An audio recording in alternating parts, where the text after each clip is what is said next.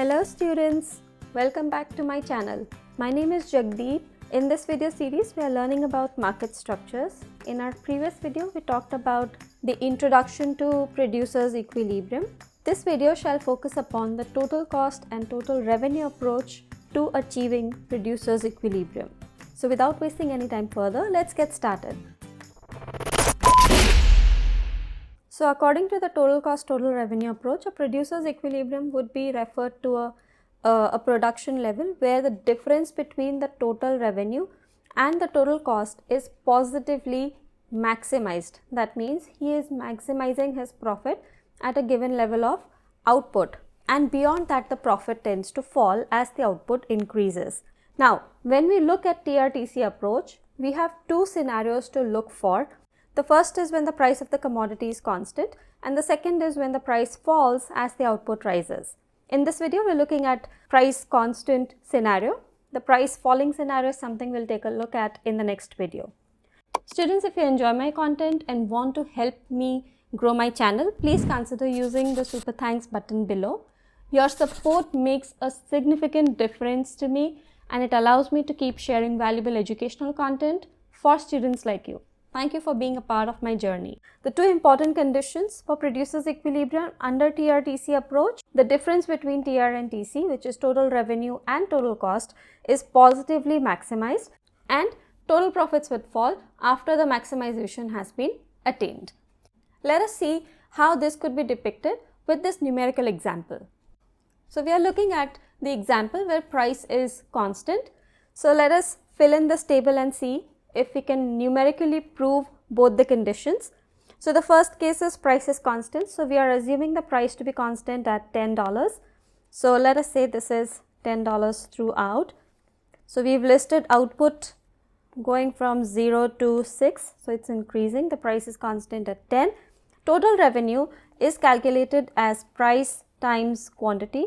So basically it is the multiplication of these two columns.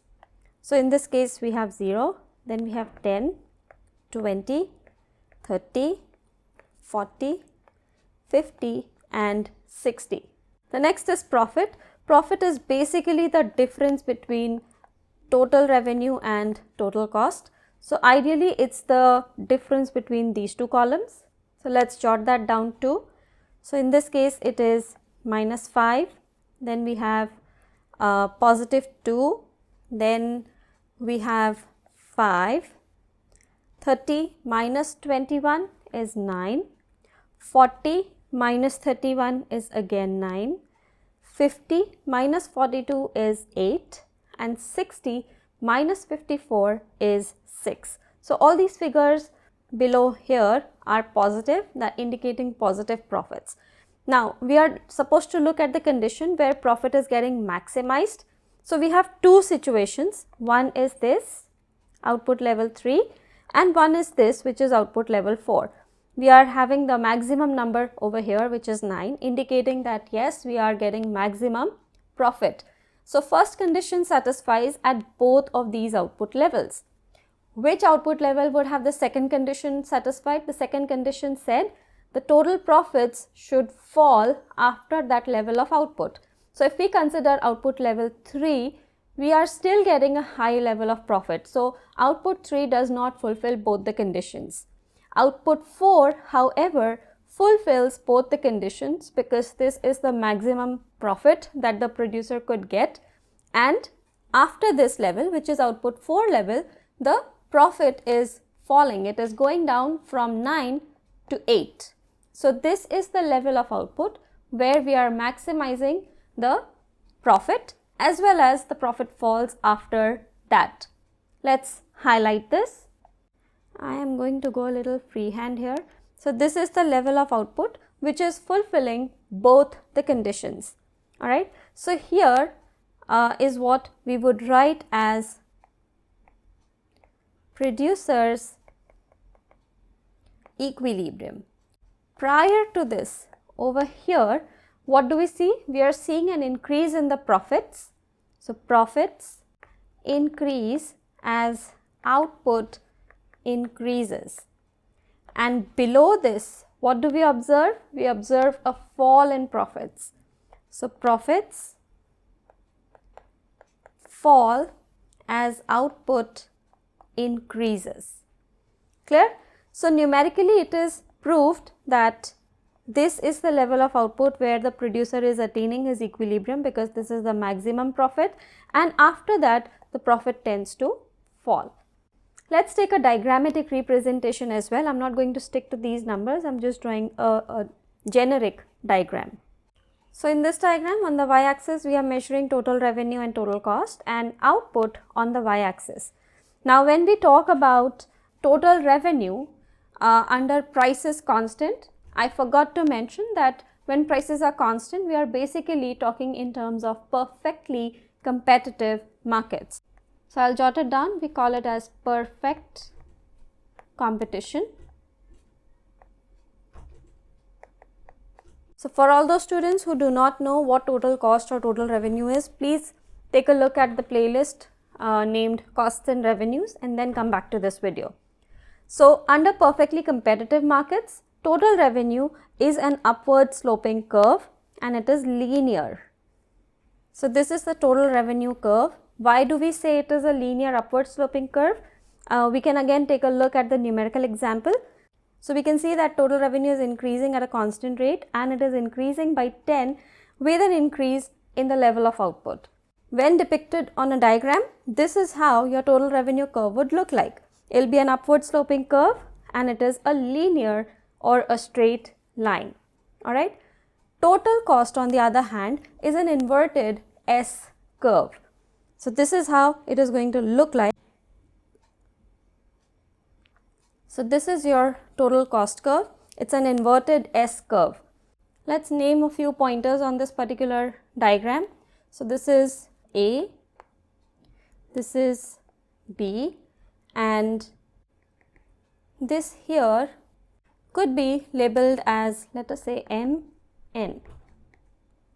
Okay, and from here I'm going to label out a few output levels. So this is Q. I'm going to bring it down over here. Let us say this is Q1 and another level of output which is, let us say, Q2. Okay. Now at point A, TR is equal to TC. I'm supposed to jot it down somewhere over here. So at point A, we do get TR is equal to TC. Right, total cost is equal to total revenue because both the curves are intersecting, indicating that the firm is not making any abnormal or supernormal profits.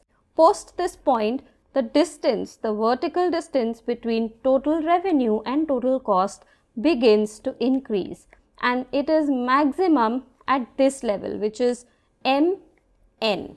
Okay, so MN represents producer's equilibrium because this is the segment where the vertical distance between total cost and total revenue is the maximum, or we could say that the profit is maximized. This entire zone depicts profits. Okay, the whole of it depicts the profit. However, from here until here, profits are increasing as we pointed out in the numerical depiction above, and from here onwards the profits tend to fall. Okay, so this is the segment where the firm is maximizing its profit, and from here any increase in output, so any increments in output from Q1 this way would cause the profits to fall. This is narrowing down. That means the profit is falling. Alright, so just to give you a small summary, to the left of MN, profits are increasing as output increases, and to the right of MN, profits are falling as output increases. Clear? So this is how the producer would attain equilibrium. So equilibrium level of output is Q1. Students, if you find this topic difficult, you could consider joining one of my online tutoring sessions, which is free for first 30 minutes, where we could explore this topic at length. I'm currently helping students from multiple countries like Singapore, UAE and UK. You could contact me directly through the number displayed on the screen or from the description box. Students, if you find learning through long videos daunting, you could also follow me over my Instagram channel. I shall meet you in another video with producer's equilibrium, TRTC approach when prices fall as output increases. Until then, bye now. Take care.